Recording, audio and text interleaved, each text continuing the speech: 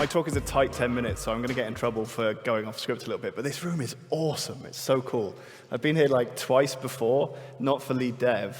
I've seen two really interesting things here. I came for a debate on whether hip-hop is a positive contribution to society, and a screening about a documentary about a drum machine. So you can see that maybe engineering probably isn't my first love. What do Steve Jobs, Mark Zuckerberg, and Elon Musk all have in common? Yes, they're all incredibly successful, but that's not what I'm talking about. Experts have suggested that all three of these men show borderline traits of psychopathic behavior. We're not talking about the Jack the Ripper murdery kind of psychopath.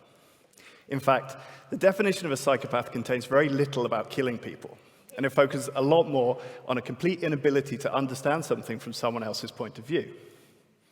A complete lack of empathy. An ability to emotionally detach yourself from your reporting line seems to be a key factor to success as senior tech leadership. Despite this, I hope that we all know and understand by now that empathy is a key point for leadership and teamwork. The data has shown again and again that empathy in senior leadership is a superpower. In a recent study, 61% of people said that they could be creative in their workplace when their leaders showed empathy. In organizations where it's perceived that their leadership was unempathetic, the number plummeted to 13%.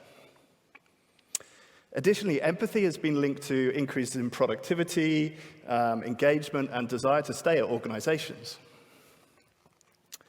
Despite this, if you Google successful tech leaders who lead with empathy, there are 0 real-life examples, just the theory. It seems to suggest that being really successful in senior leadership doesn't go hand in hand with having empathy. However, I want to show you that you can scale empathy, and I'm going to give you a simple tool that will help you build a network of empathy within your organization.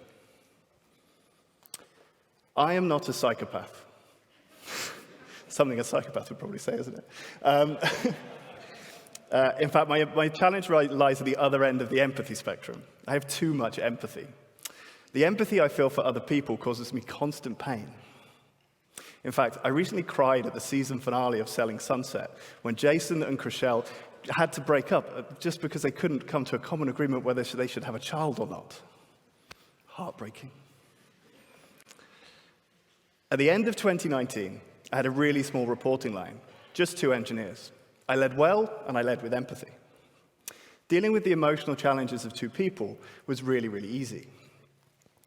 6 months later, I took on a group leadership position, and all of a sudden I had 25 people's emotional challenges to deal with. All of a sudden, these challenges started popping up in my reporting line.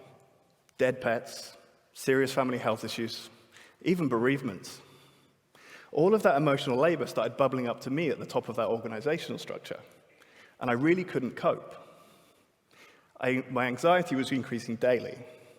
I couldn't focus, I couldn't sleep, I was burning out. I reached out to some other senior leads around me to look for some guidance, and I got the same response again and again.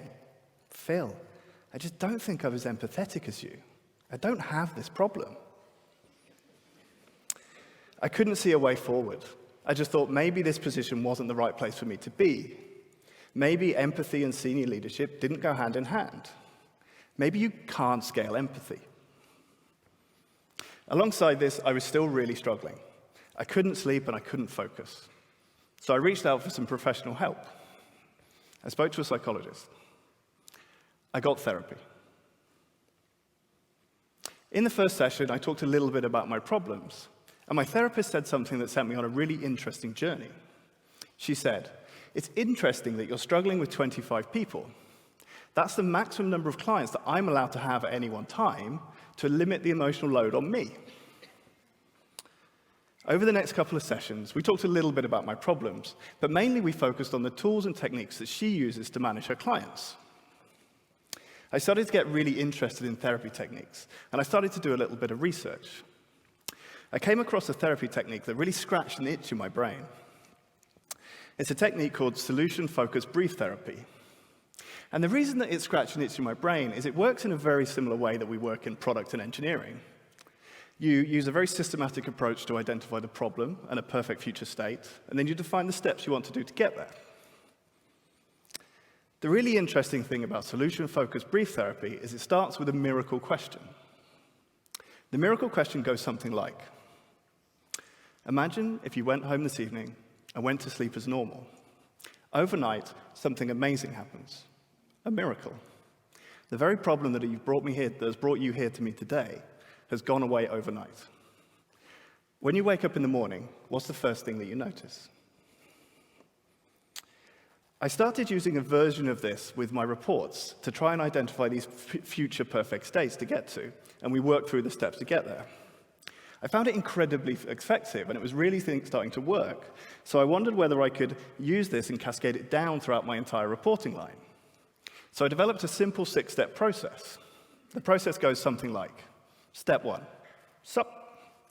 If someone has an issue that is causing them some kind of stress or sadness, it's likely that they're going to be anxious when they come and share it with you.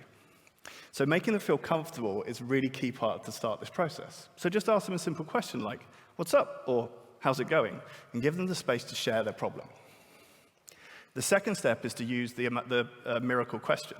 Now, using the full miracle question in this context would be a little bit strange. So you can use a shorter version like, if you woke up tomorrow and this problem was gone, what would that look like? Then give the person the opportunity to share and listen. The third step is connecting in context. You want the individual to hopefully to understand that you understand their problem. If you've had a similar experience to them, share that with them. If not, play the problem back in a context that you both understand. The aim here is to build a trust that you can solve this problem together. The fourth step is solutions. This is something as tech leads we should be really easy with, right? Problem solving. Work with the individual to define the steps that you're going to get to this perfect future state. Work out the things that they need to work on and the things that you can support them with, and define a plan. The fifth step is just simply checking in. Put a point in your calendar in the future so that you know when that you're both working towards and what timeline you have on those issues. Now, the sixth step is the most important step. It's about cascading. If this works with that individual, ask them to cascade it to their reports or their colleagues or their friends. This way, you can build a cascaded system of support throughout an entire organizational structure. So it's simple, 6 steps.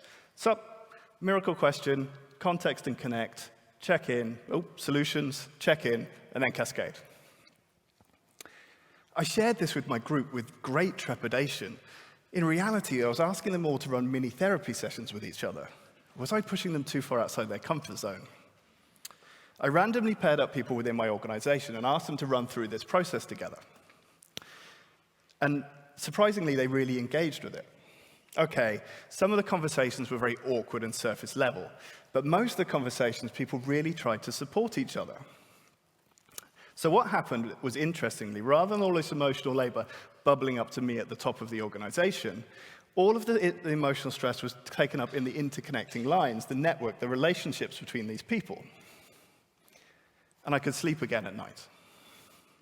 So, you can scale empathy.